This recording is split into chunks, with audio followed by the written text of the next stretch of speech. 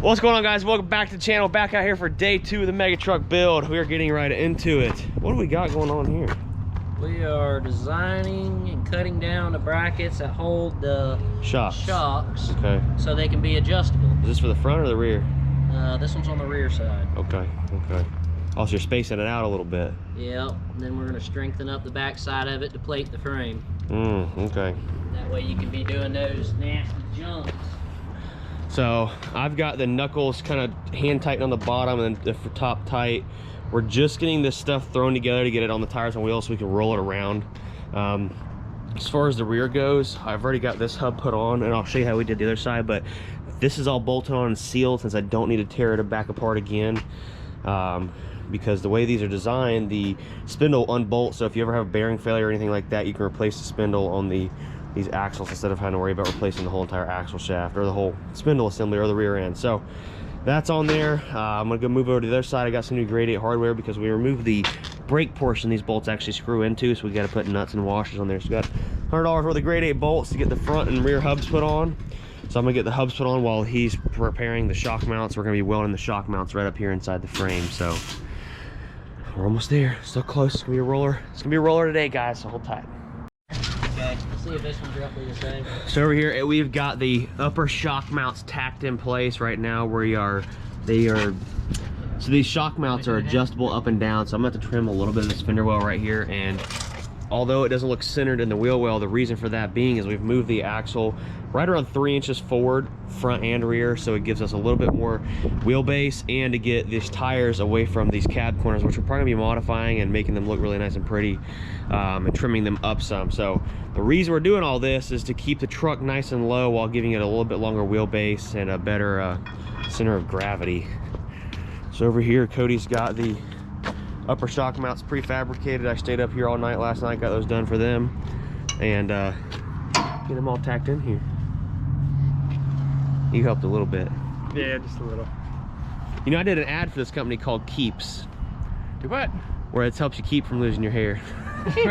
That's because I deal with assholes like y'all. Make sure you put that in. So these guys' day jobs working on RVs. I can't even deal with old people driving down the road. Here we are, y'all work on their shitters every day, literally. Yeah, literally. All the time. That's my favorite part.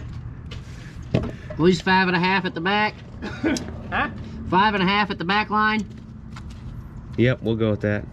All right, so we're back here mounting the rear shock mount, upper shock mount. Level. No, level. And it's a quinkadink that it just barely fits up under here. I think it looks good. It looks kind of hidden. Secret squirrel. Squirrel level.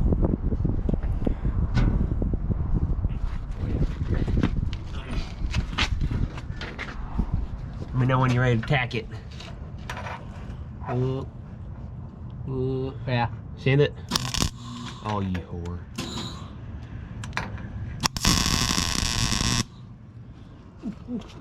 Did you get that part on there? Yep. Nice. Tacked. Degree finder. Check.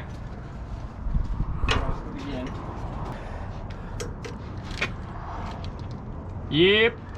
Oop, it moved. Just barely. All right, send it. Okay. So while these boys are finishing these up, I'm gonna come over here and take some with the welder inside the shop. I'm gonna weld these pieces of pipe together here so that we can make temporary shocks to hold the truck up while we're waiting on shocks, so we can get it on tires and wheels. And we'll grab these, bring them right here. We're gonna weld them up.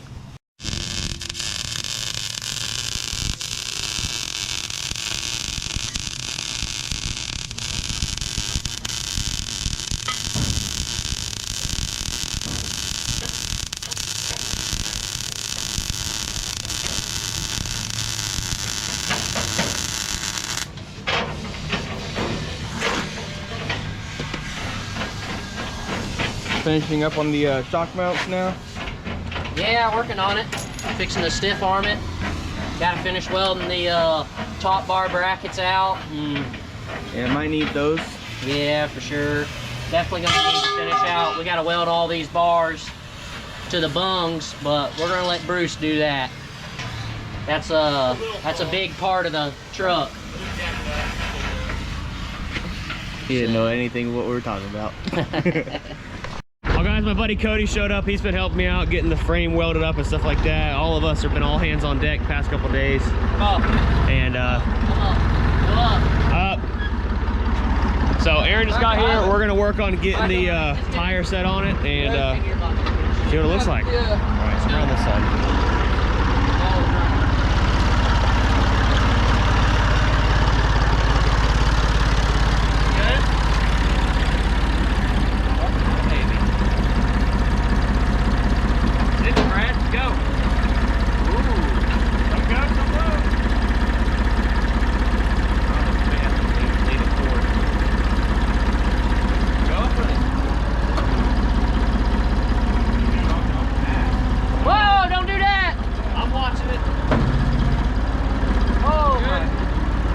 About too fucking tall. Down 10. Yeah, way too tall. Go down a tick. Go around the front. I'll rotate it for you. Down. Down. Don't let it hurt you. Brad, watch me.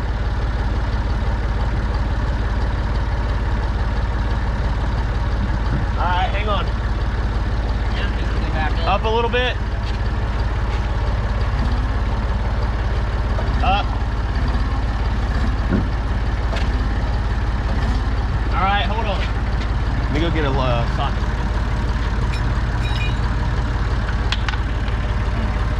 Don't get that on video. Already did. Just don't tell Bruce. Putting on the wrong lug too. Good. Oh well.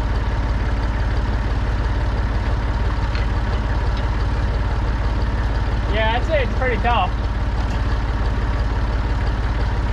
Just a wee bit. Yeah, it's gonna be a monster.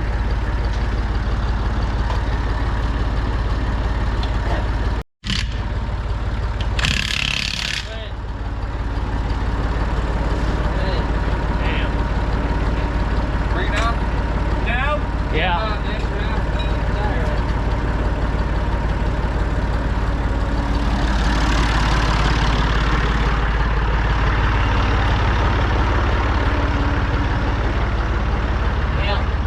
Go back up. Up. Well, I'm going to. It's gonna impact up first. And back.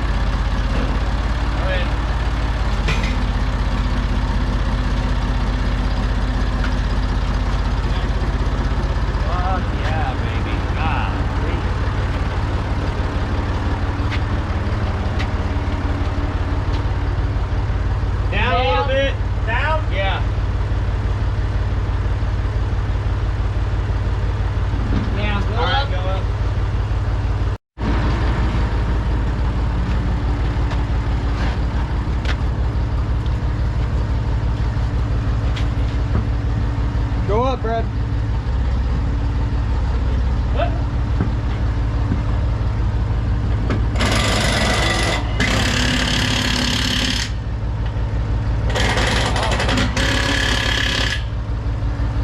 Up a little more.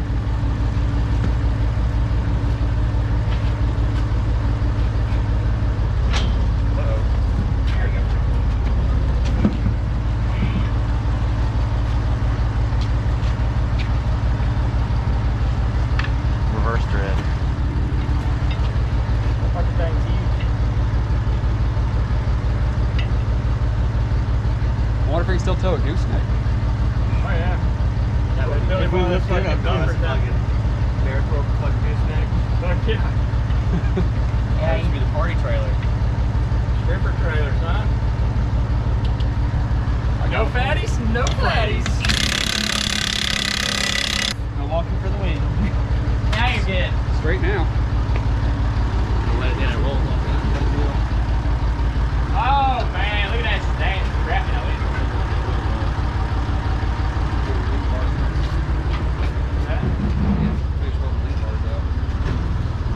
Oh, it's good. Yeah, fuck the haters.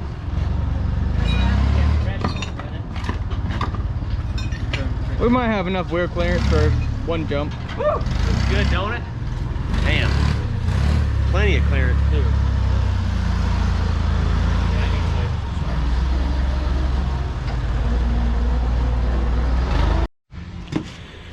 Well, everyone, after getting the truck all set down, we went to lunch. Now we're back, and we actually decided to lower the shock brackets another spot. Basically, drop the truck down 4 more inches, and it looks great, I think. That's right where we've got our dummy shocks. They're right at 42, 41.5 inches, somewhere in there. So that's exactly what ride height will be for the shocks, and the fully collapsed will be right at 33, so another 10 inches shorter. Everything's gonna sag or go down. So we can't really do much with adjusting much right now until we get shocks, so that's where she's gonna sit at. That's the ride height. Right now Cody's gonna start welding it out. Brad and I are gonna drain the diesel out of the fuel tank right quick before they go to welding on it, because we gotta get in here behind these bars right here and weld up on the back side of the frame. And basically I'm not gonna be running a factory fuel tank. We're gonna put like a 20-gallon fuel cell up here on the back of the bed, along with a battery box and speakers and all that kind of cool stuff. Cody made a good point. We got the rear sway bar out that I had in there for when we used to drift the flatbed, and we got it removed from the top instead of having to cut it in half. And we actually noticed that we could mount it right here behind this rear link bar. What do you call this? I guess subframe bar. Subframe. And we're gonna mount it right here to the back of the frame, and it's the perfect length, so I don't have to spend another 500 bucks on a sway bar kit, so we can just reuse these. So we're gonna get these holes mounted right here, drill some holes, and then yeah, I can reuse the bolts. I think those bolts we had earlier were the bolts that went to it. Yep. So we gotta find those, but we'll get it figured out. Brad drained the diesel. It's gonna start coming, if there's any in it. Jesus Christ. Here, ready? Oh, there's some in it. I think. I don't think so. Just enough to get my fucking pants wet. I don't think it's empty. I'm telling you. Here. It's just perfume. The hose is as low as it will go already. It's like at its lowest point. Oh, this right here's the suction, actually. Yeah, that says tank. T for tank. All right, here you go, Brad. Here, Brad. Here you go. All right, Brad's getting his free diesel. Surprised it's actually green and not red. That's all that's in my truck right now. You ding dong! Jesus Christ. It's gonna be red, right? Off-road diesel. Get the fuel drained out of it, then we'll get the fuel tank out of it, and we'll be right back. On to some welding action. If you want rust, I got acid at the house we can spray on it.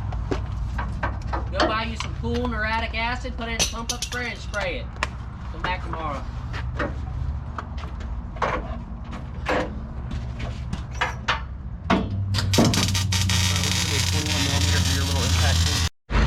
Well, folks, we're pulling the motor out of it. You guys been around for a while. You know the flatty, something happened with the push rods and blew a lifter up or something. I don't know, I never did figure out. We're gonna be tearing it down tomorrow to salvage it for some parts for a friend of mine's truck.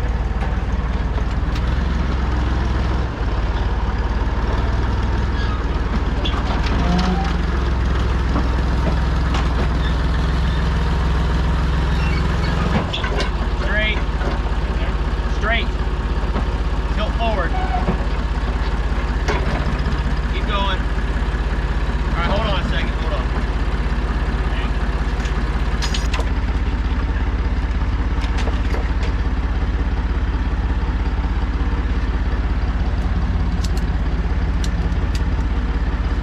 Up or tilt back. You can go up and out. All right, hang on. You can't go up any higher. You can't go up any higher, bub. That's fine. Crack the bitch up.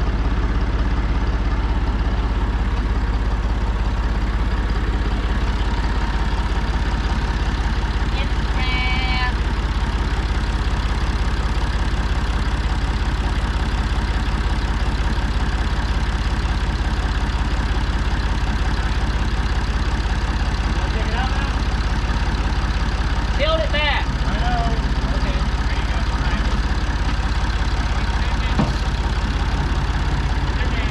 Drop it. I still got oil in it. All right. You want to get a tire to set it on? I can tear it apart. Yeah, I gotta tear it down. Do what? Well, guys, there's the flatty. This is day 2, finally completed. We've got, thanks to a lot of my friends showing up and helping out, the entire chassis is fully welded. There's a couple spots where we just dropped the fuel tank out of it. We've got to weld up back here where the fuel tank was and grind off a little bit of metal right there from the old ladder bars that used to be on it. There's a little bit of welding that needs to be done, but structurally sound, so we can roll it around the yard, pick up the forklift, do whatever we want to do. Thanks to Cody for coming out. He drove out from Plant City to help us out. He's been watching videos and hanging out with us at all the mud events, and he wanted to be a part of it, so I said come on out. So he came out and helped us out. So a lot of spots back here, like where the adjustable upper shock mounts are, we've got to finish welding, but they've got several 1-inch welds on them already, so they're good there. Right here where I torched the rivets off that held the original leaf spring mounts, we're going to run a couple welds right here on the frame. It's already still riveted top and bottom, but we're going to weld that up and try to solidify everything. We did get the rear sway bar stuck in here, the original one that was up on top, so we can reuse it. It's mocked up in place now. I've just got to go get some little gravestone style mounts. Basically these right here are going to go right here on the back of the axle, just like that, for the sway bar, and these bars right here are going to run down it, but I gotta get something a little bit bigger to hold the 3/4 inch bolts. And then we're gonna put a sway bar on the front of it also, and then a little bit of background information on the axles we used, shocks are going to be using, and transfer case we're using. I've seen a lot of those questions on Instagram and so on and so forth on the YouTube comments.